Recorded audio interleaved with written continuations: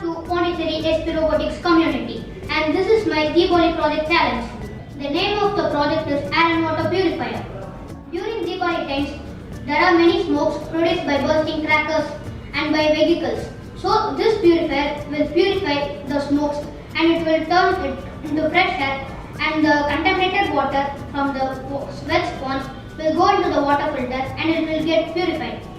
The water from the tank will wet the sponge and the fan absorbs all the smoke and it will pass through the wet sponge, and the wet sponge will purify all the smoke, and the contaminated water will go from this storage tank and it will go to the water purifier and the water get purified.